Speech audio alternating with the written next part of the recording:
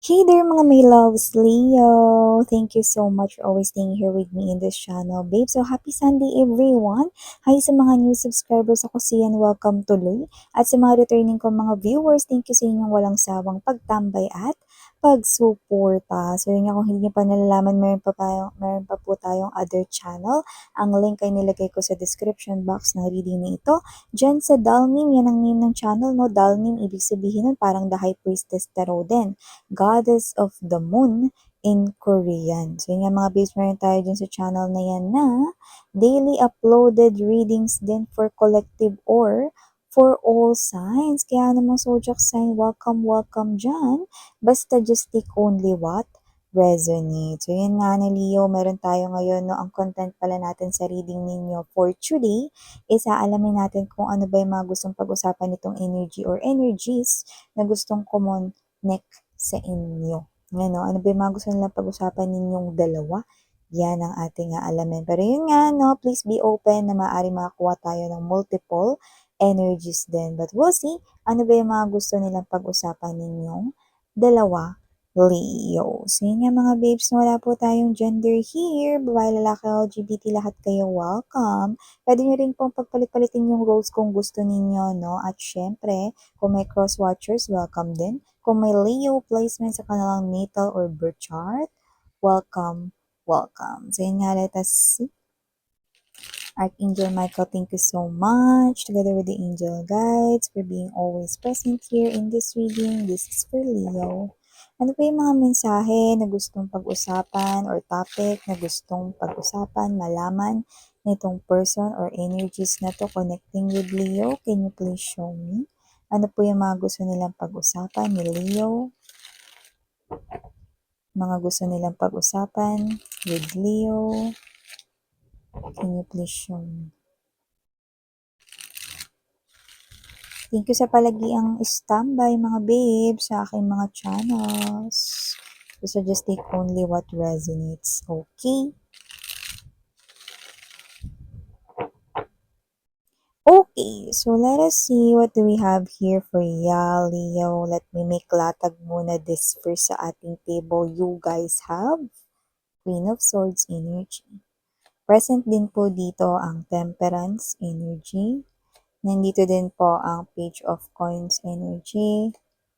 We also have here the Two of Swords, Queen of Coins, Queen of Wands, Queen of Coins, but it's the Nine of Coins right here. Oh, it looks like you have here all the queens in the tarot. You've got the Queen of Swords, no? Queen of Wands, at na-mention natin yung Queen of Coins.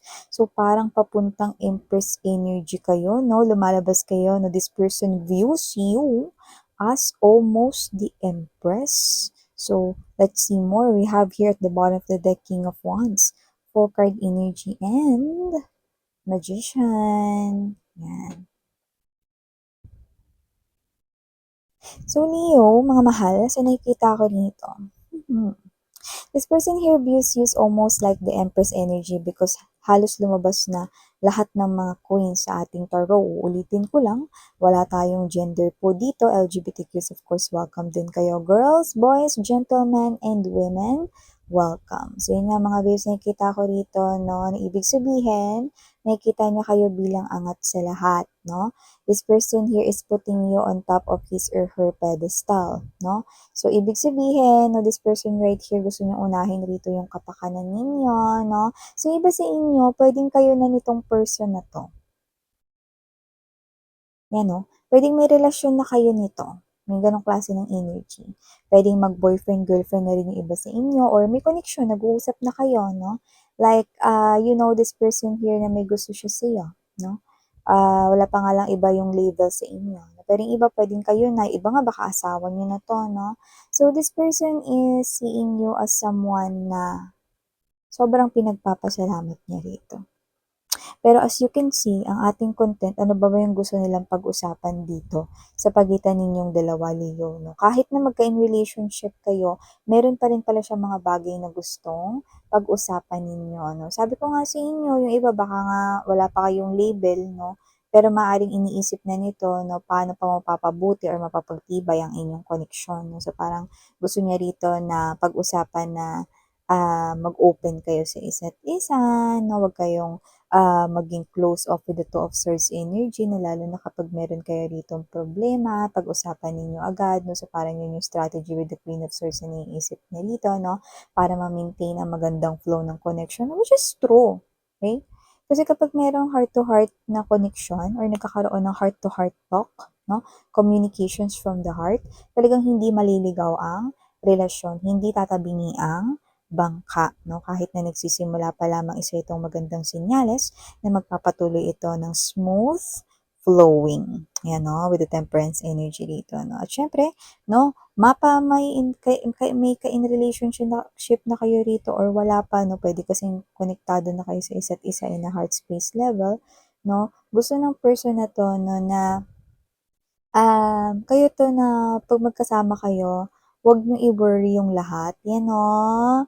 Parang yung iba kasi sa inyo rito na parang pagkasama niyo siya, iniisip niyo yung work. Parang may mga nagwo-worry dito sa work or sa issue sa bahay, mga gano'n. May mga ibang mga personal issues 'no, na parang gusto niyo dito pagkasama mo siya, mag-relax ka lang daw 'no, mag-unwind ka kasama siya para ma-distress ka or mawala rito yung mga parang, isipin mo. So, gusto niya lang dito na na-e-enjoy mo lang yung moment kasama siya at 'wag ka muna mag-isip ng problema 'no. Kasi gusto niya dito na parang pagaan yung loob mo, gusto niya dito na mag-enjoy ka and alam mo on top of it all, gusto niya dito yung happiness mo yung maging priority niya, ano.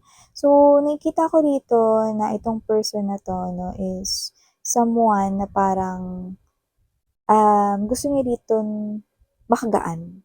'No, or makabawas rito sa mga isipin mo at 'pag may paraan siya ritong puwede niyang gawin, maipasyal ka 'no, or madala ka rito sa mga lugar or kahit na yung mga gusto mong kainin 'no, gusto niya yung gawin for you para makapag, unwind ka ng iyong stress, you know. So, actually may plano siya rito 'no, na baka kayo ay mag-out of town, iba out of the country 'no, para, makapag-relax naman kayo.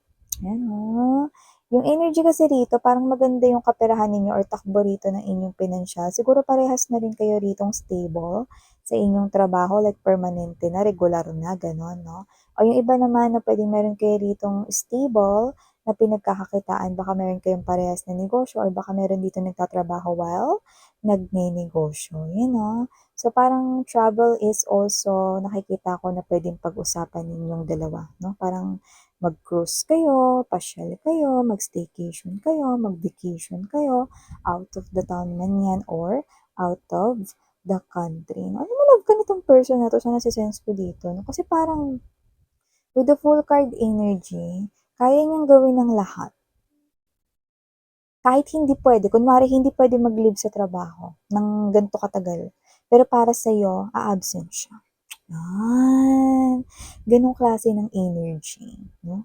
So, kahit hindi mo naman rito gustong umabsent siya, pero yung iba nakikita ko rito na parang natutuwa kayo. Wow, yung person ko absent for me. May kilig factor ka dun 'no?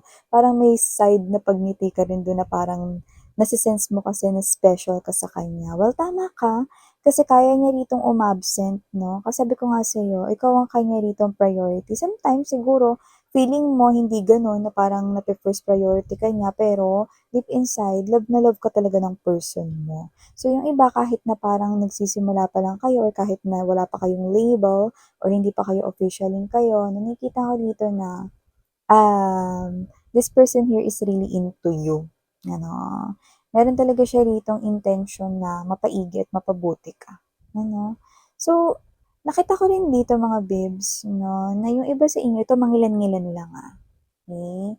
Maaaring itong person na 'to 'no, maaaring binanggit niya rito, puwedeng umpisa pa lang ng inyong koneksyon 'no, na wala nang magbi-bring out ng any topic related to your ex or related to the past 'no. Kasi ito na nga yung present at siya na nga ang inyong future, 'yan 'no. Siguro may mga mangilan-ngilang energies rito na parang, name-mention niyo pa rin yung past ninyo 'no, or may mangilan-ngilan rito 'no, na hindi niyo naman sa mini-mention yung past ninyo.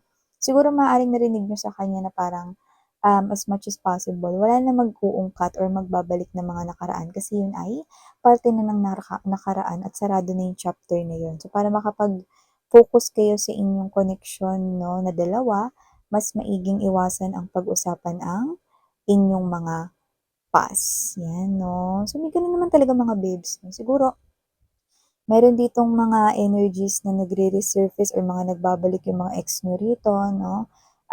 This person right here, hindi naman siya triggered na balikan niyo yun, pero parte na kasi yun ng nakaraan. So, parang, hindi na kailangan na parang paglaanan pa ng time at effort, 'yan 'no.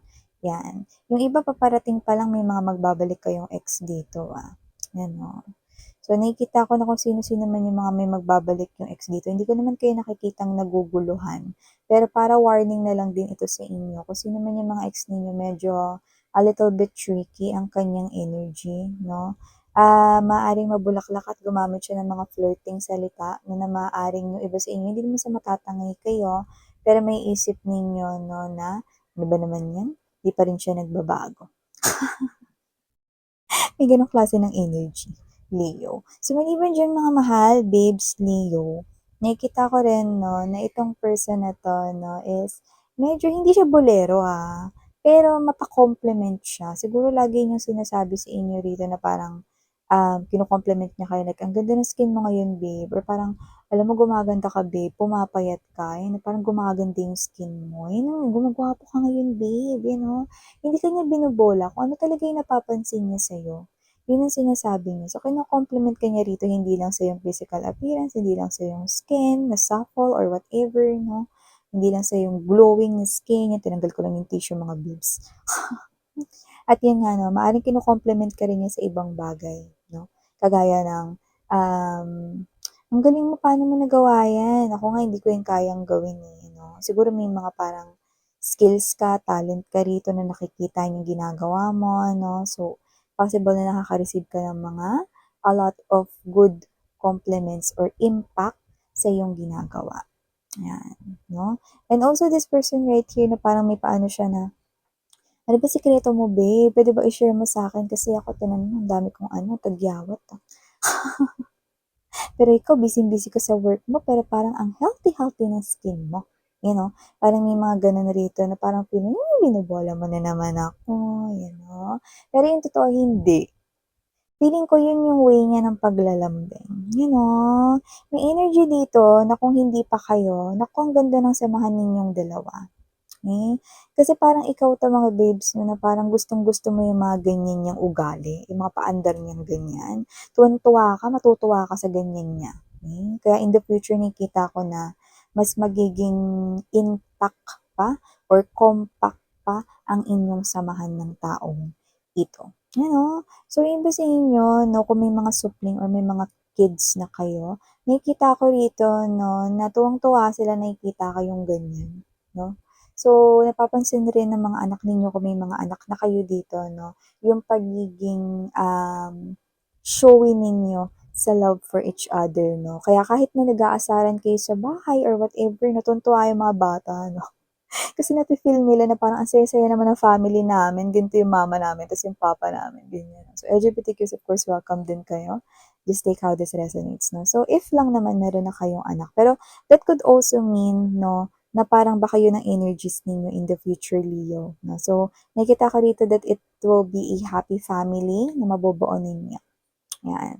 Because there are a lot of taking chances right here, no? And both of you, definitely papunta kayo sa isang direksyon. Creating a home, building a legacy, a foundation. Yan, no? So, maliban dyan, Leo, nakita rin ako rito, mga babes, no, na this person right here, isa sa parang gusto niya ritong pag-usapan ninyo is kung meron ka bang parang napapansin sa kanya, na baka meron kang hindi nagugustuhan na ugali niya, no? Sabihin mo sa kanya kasi sometimes hindi siya aware doon. Lalo na kung parang hindi niya yun napapansin about himself or herself, no? Hindi naman sa parang nananakit siya, binubugbog niya or whatever. Baka meron na kayong bagay na hindi gusto sa kanya. Might as well tell him daw or tell her, no? Para magawa niya rito ng paraan, no? Kung may mga mabababaw man kayong mga concern sa kanya, no? Maging open kayo, no? Huwag kayong mag-hesitate na sabihin yun or ipaalam sa kanya kasi gagawin niya po ng paraan. No? After all, kagaya ng sinabi ko sa inyo, ikaw pa rin ang kanyang first priority. Ano, alam mo simula nung, dumating ka, nag-iba yung priority niya sa life, eh. Noon siguro sarili niya or family niya, pero more likely family niya. Ta's nung dumating ka, parang ikaw yung naging top priority niya and second yung family niya 'no. Yun, hindi ako nagiging judgmental 'no or whatever, yun yung nakita ko dito. So, parang naungusan mo rito. Mahalaga pa rin yung family niya sa kanya pero nung dumating ka at lalo na bubuo kayo ng pamilya or bumuo na kayo ng pamilya 'no, nagkaroon na siya rito ng parang, change 'no, na ikaw na yung gusto niyang maging priority dito, okey? But still, nakaalalay pa rin siya with his or her other priorities 'no, okey, like his or her family. Yan. So, ito yung mga nakita ko dito for you, Leo. No, thank you so much mga babes. And for some reason, nakata tayong number 16. Baka meron ditong pinanganak na birth date yan. Or baka naman yan ang inyong special anniversary, special monthsary, secondsary, no, timesary, whatever. Yan, no. Just take how this resonates. Or baka yan ang pang-ilan sa kanyang name, no, number, no. Alam mo yung number 16 sa letters, no? A, B, C, D, E, F, G, H, I, J, K, L, M, N, O, P. O, maaring P siya o P kayo mga babes, no? Kaya naman, just take how this resonates or baka may initials na P or may letter P sa inyong mga names. So, thank you so much mga babes and sarang hiya, love and light, Leo! Happy Sunday, take care!